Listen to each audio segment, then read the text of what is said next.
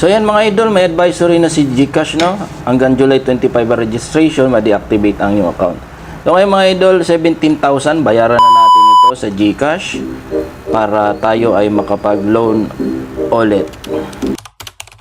Yan, disclaimer, this video's tutorial is review of the GCash loan and how we do it. The correct exact way to loan from a GCash account. Compliance to the rules of use terms.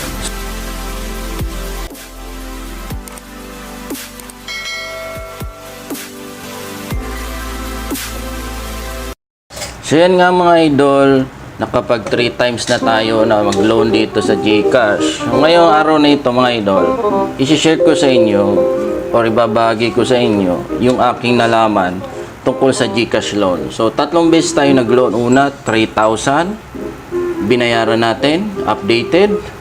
Sumunod, 6,000, binayaran natin, updated ulit. Umabot tayo sa 15,000 loan. Binayaran natin, updated. Okay, so nagkaroon tayo mga idol ng tinatawag na GCash back sa GCash loan tsaka sa GCredit. So ang galing dito sa ating review ng ating app ay ituturo ko naman sa inyo anong nangyari after ng pang-apat na beses tayong mag-loan.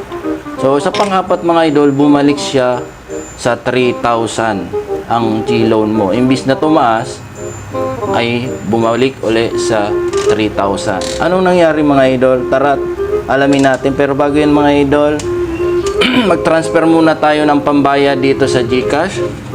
Transfer ko muna from wallet G wallet from China Bank to GCash. Okay, so I received 16,000 papunta sa ating GCash. So sinend ko yan mga idol sa ating GCash exchange. So after nyan masend natin mga idol, pupunta tayo sa GCash, bibisitahin natin kung nandun na yung pera. So ang bala ko ngayon mga idol, babayaran ko na ng buo si GCash. Kasi ang target ko sana ay baka pautangin na ako ni GCash ng kahit mga 125,000. Wow ha. Kaya inabot ko, ang ginawa ko, binayaran ko kagad mga idol. So, tingnan natin kung ano pwede natin gawin. No, nagulat talaga ako mga idol. No? So, meron tayo dito 17,000. So, advisory namang GCash na dapat i-register nyo yan hanggang July 25 kung di ma-deactivate ang inyong mga account. Hindi yan makakasin ng OTP. So, hindi na kayo makakapag-transact. Even you pay your bills, you cannot transact because the OTP record will not send to you. Okay, so para tumas ang inyong G-score, gamitin ang ibang GCash features gaya ng pag-save money, pay bills, invest money. So, ayan mga idol.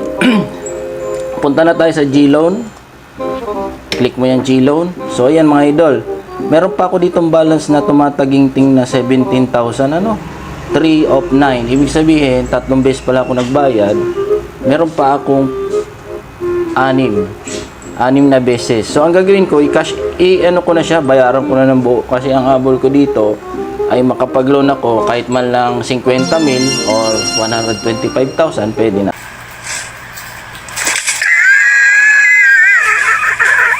So, bayaran ko itong 12,856 na balance, remaining balance, no?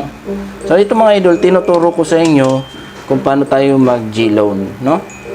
Sa mga hindi pa nakapag G-loan, pwede po kayo, ayun, bayad na 12,856. So excited na ako mga idol, matingnan ko dun sa loob kung meron ng panibagong balance ibibigay sa akin si G-loan. Kung halimbawa mga 50,000, pautangin niya na ako, no? Kasi abot kayang loan hanggang 125,000. Ano ba yan mga idol? Bakit 2,000 na lang?